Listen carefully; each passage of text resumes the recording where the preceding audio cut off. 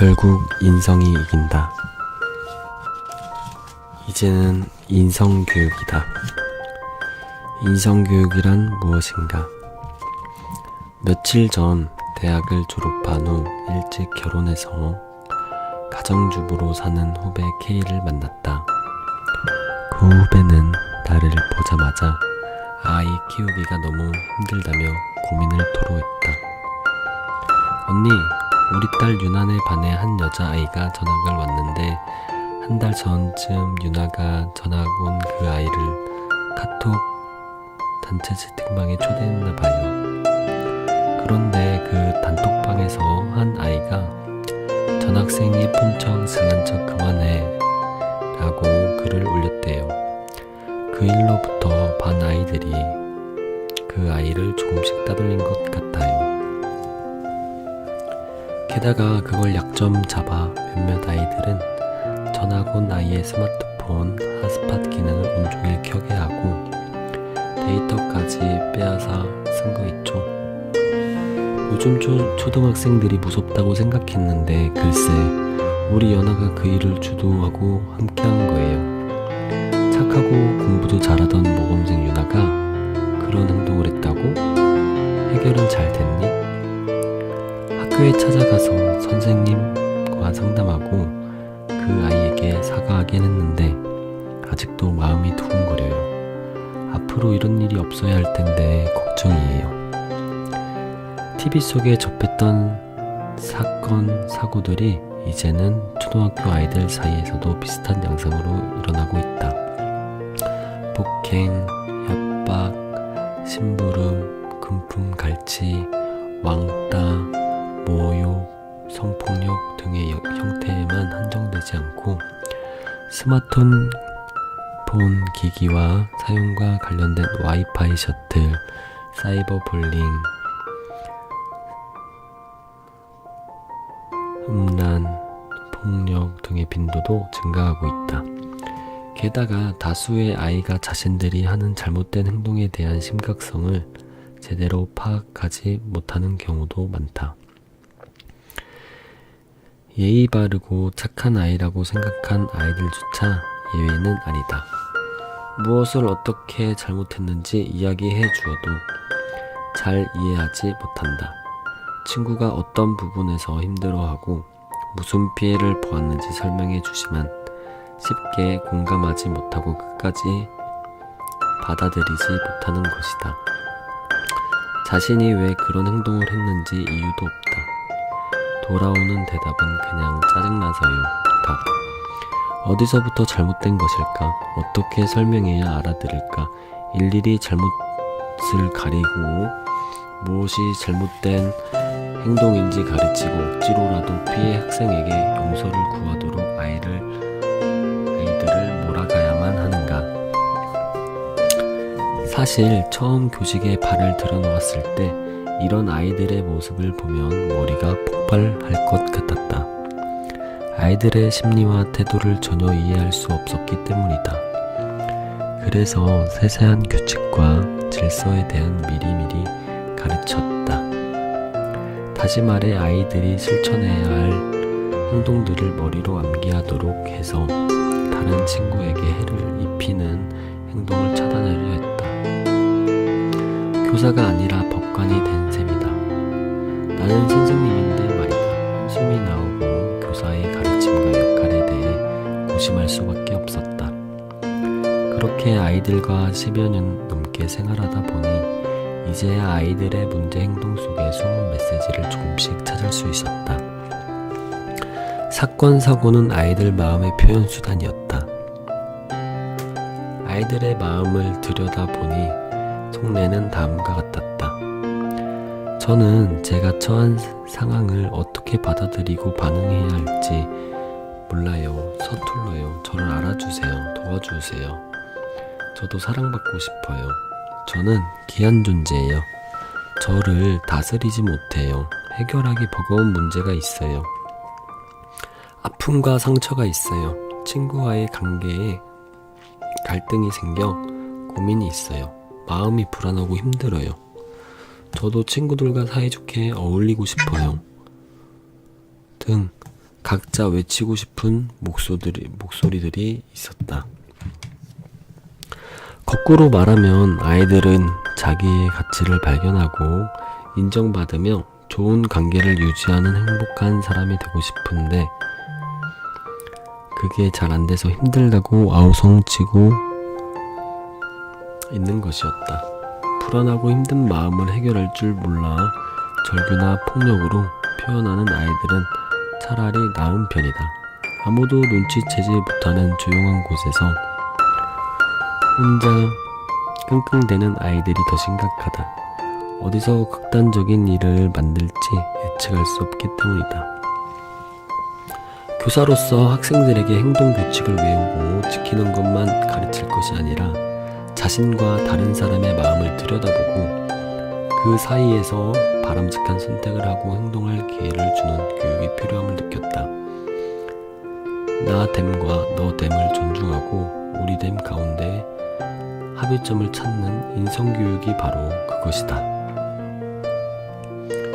하지만 우리 아이들이 자신을 발견하고 남을 발견할 기회가 충분치 않은 현실을 바라보게 된다. 사람이 자신에 대한 객관적으로 이해하려면 실수도 해보고 직접 무언가 선택해볼 수 있는 도전에 시간과 공간이 필요한 법이다. 시행착오가 있어야 자신을 발견하고 스스로의 결정에 대한 책임의식도 생기기 마련이다.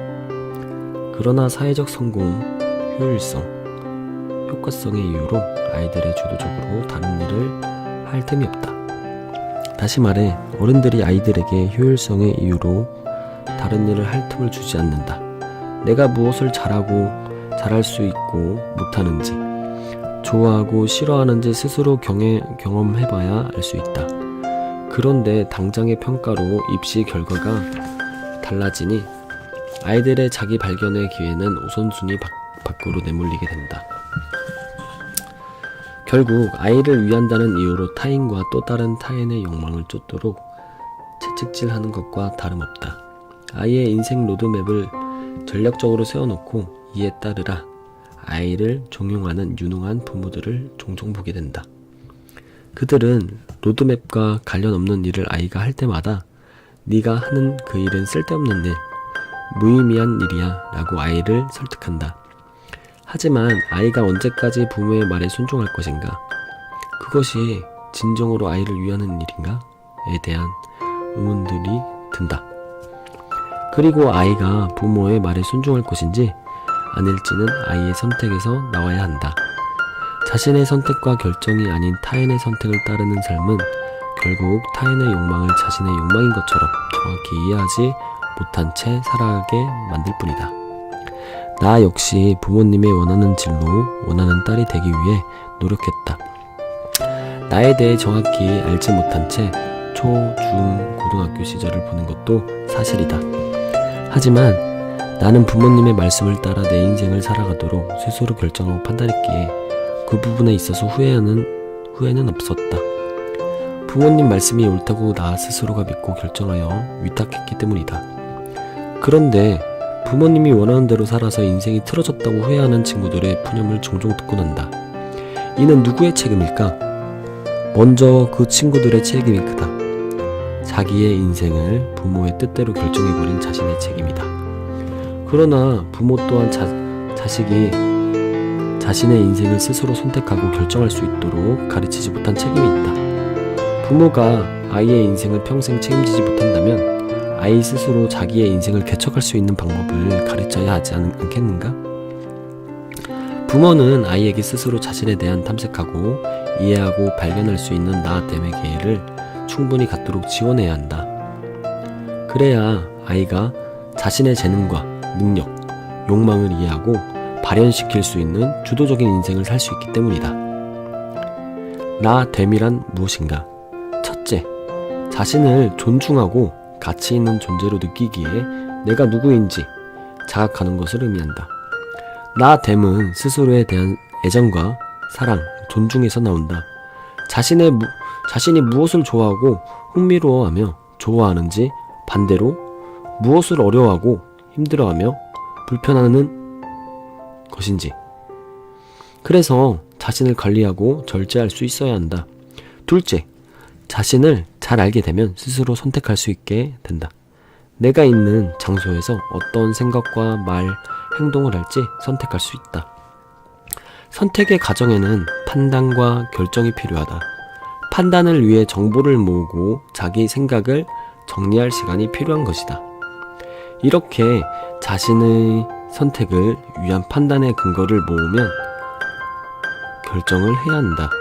인생에 있어서 우리는 수많은 상황 속에서 선택과 결정을 해나가야 하기에 나됨은 나에 대한 자각을 통해 판단과 결정의 과정을 거치도록 도와준다. 마지막으로 나됨은 자신의 판단과 선택, 결정의 결과에 대한 책임을 지는 것을 뜻한다. 선택이 좋은 결과를 만들든 그렇지 않든 본인의 책임이다.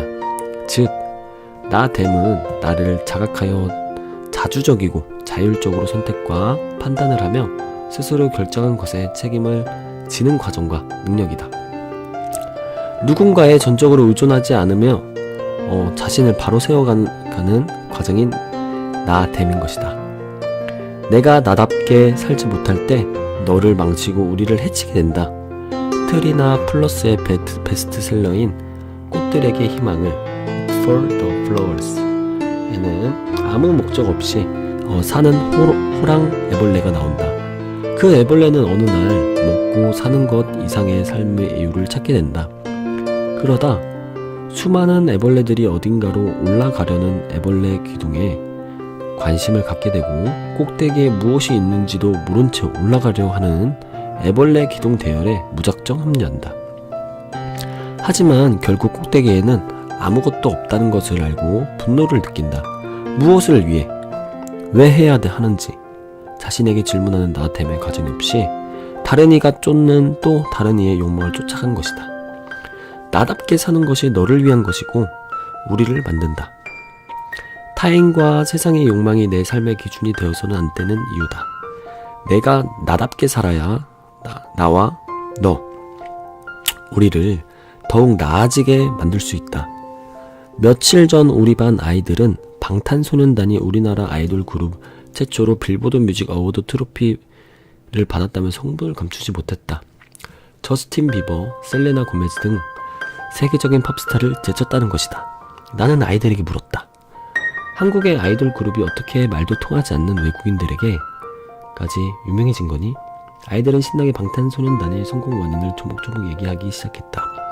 잘 들어보니 방탄소년단이 성공한 가장 큰 이유는 젊은이들의 성장과 청춘에 대한 정체성을 지킨 것, 바로 방탄소년단 자신들의 나됨, 즉 정체성을 지켰기에 가능한 일이었다. 나됨은 자신의 인생을 살게 도와준다. 그냥 말 잘 듣고 요구나 명령에 순응하는 아이가 아닌 부당한 압력에 저항할 수 있으며 자기를 표현하고 존중할 수 있게 만들어준다.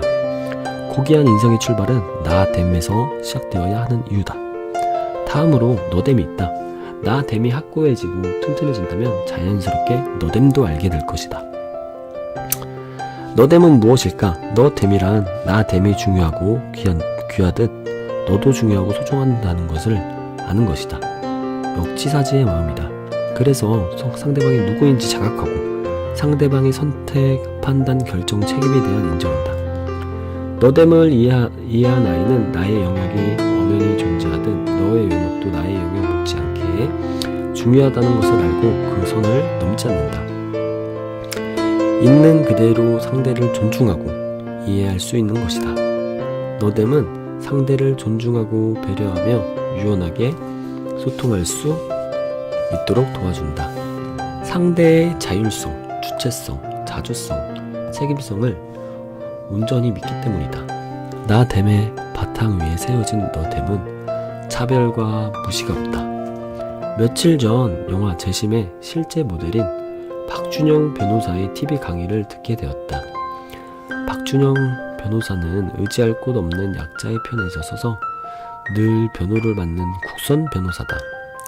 그는 어느 날 조선족 살인사건의 국선 변호를 맡게 되었다고 한다. 조선족인 가해자는 그와의 첫 질문에 내가 조선족이어서 재판에서 차별을 받지 않겠느냐였다고 한다. 그는 미국이든 일본이든 한국이든 이런 범죄는 사형이다 라고 대답했다고 한다. 그리고 시간이 흘러 이 사건을 되새겨보다가 조선족 가해자가 또한 한국 사회에서 외국인 노동자라는 이유로 많은 차별을 받지 않았을까 생각을 해보았다고 한다. 나 역시 살인이라는 무서운 범죄를 저지른 가해자를 용서할 마음은 전혀 없다. 그런데 박준영 변호사의 말을 듣고 있자니 외국인 노동자의 비인간적인 범죄 행위는 절대 용서받을 수 없는 일이지만 그가 받아왔던 차별과 무시, 경멸 등 그의 분노를 만들었던 우리의 문화 및 인식, 사고, 행동 등에 대한 반성하게 되었다. 사회적 약자에 대한 배려, 존중, 애정 및 인간의 가치를 강조하는 문화가 사회 전반에 깔려 있었다면 어떠했을까? 우리의 운동하지 못한 분노 찌꺼기는 결코 사라지지 않고 어디선가 모여 너됨을 파괴한다는 사실을 기억해야 한다. 너됨은 그가 누구이며 어떤 사람인가에 따라 다르게 적용되지 않는다. 나됨이 소중하고 고귀하듯 다른 사람을 차별하고 비하하며 예외나 배제를 할 권리와 자격은 없다. 다른 사람의 생각과 관심, 가치를 있는 그대로 존중해주고 따뜻하게 경청하는 것, 나됨과 차등없이 대하는 것, 그것이 바로 너됨이다. 마지막으로 나됨, 너됨 그것만으로 결코 설명할 수 없는 우리됨이 있다. 수많은 나와 너들이 모이면 그만큼의 결핍, 욕구와 갈등, 공동의 문제가 생기기 마련이다. 우리됨은 무수히 많은 나됨과 너됨이 함께 행복한 삶이라는 공존을 위해 관심을 두고 공감하며 합의하고 타협하고 협동 및 연대는 하는 것이다. 연대란 말의 의미에 대해 생각해보자. 연대란 한 덩어리로 서로 연결되어 있어 여럿이 함께 어떤 일을 하거나 함께 책임지는 것을 말한다. 나됨과 너됨 사이의 조화와 균형을 이루는 것이다. 서로의 관심과 공감, 연대는 더 좋은 생각과 결정을 행동하게 만든다. 아프리카 속담에 한 아이를 키우려면 온 마을의 노력이 필요하다는 말이 있다. 아마 내게도 마을 공동체가 있고 엄마 공동체로 연대했더라면 우리 아이가 집 밖에서 놀 때의 불안과 육아로 인한 어려움이 덜했을 것이다. 누군가가 이야기하는 안전한 마을을 찾기 어려운 이유는 나의 너됨과 우리됨에서 찾지 못한 나의 부족함, 우리 어른들의 탓일 것이다. 멀리 가려면 함께 가야 한다. 주위를 둘러보면 여전히 누구의 도움도 받을 수 없어 홀로 아이를 키우는 독박 육아 엄마들이 많다. 결혼과 출산, 육아로 사회와 멀어지는 여성들의 모습은 정말 속상한 일이 아닐 수 없다. 나는 그녀들에게 조언한다. 스마트폰으로 쇼핑과 검색만 할 것이 아니라 작은 커뮤니티를 만들거나 참석하여 서로의 고민과 상황에 대해 소통하고 정보를 나눠보자고 나됨과 너됨을 함께 이루기 위해 우리됨을 만들어 보자고 말이다. 우리됨은 서로의 고민과 어려움을 자각하고 공감하며 또 다른 협력 및 사회 공헌을 끌어낼 수 있다. 어려운 상황이 생겼을 때 도움을 요청하고 서로 도울 수 있는 신뢰와 믿음을 가져온다. 우리 아이들이 어려서부터 우리됨의 기적을 맛보았으면 한다. 서로 뜨겁게 연대하고 소통하여 더 나은 삶을 개척하길 바란다. 작은 힘이 모여 세상을 바꾸지 않는가? 교실에서의 작은 사례를 살펴보자. 명수는 우리 반에서 가장 영어를 잘하는 친구다. 다른 과목 성적도 모두 우수하고 학업 태도도 무척 바른 아이다. 그런데 명수에게 고쳐야 할 점이 한 가지 있다면 인사를 잘하지 않는다는 점이었다. 명수는 누군가 자신에게 다가오기 전까지 먼저 인사를 하거나 아는 체 혹은 친근감을 표현하지 않았다. 상대방이 어른이든 교사이든 마찬가지였다. 그런데 명수를 자세히 지켜보니 의외의 모습을 볼 수 있었다. 명수는 친구들에게 어려운 일이 닥치면 묵묵히 도와주는 학생이었다. 하지만 친구들에게 먼저 다가가지 못하는 성격으로 인해 아이들과 친해지는 일이 어려워 보였다. 하루는 명수의 앞자리에서 급식을 함께 먹을 기회가 있었다.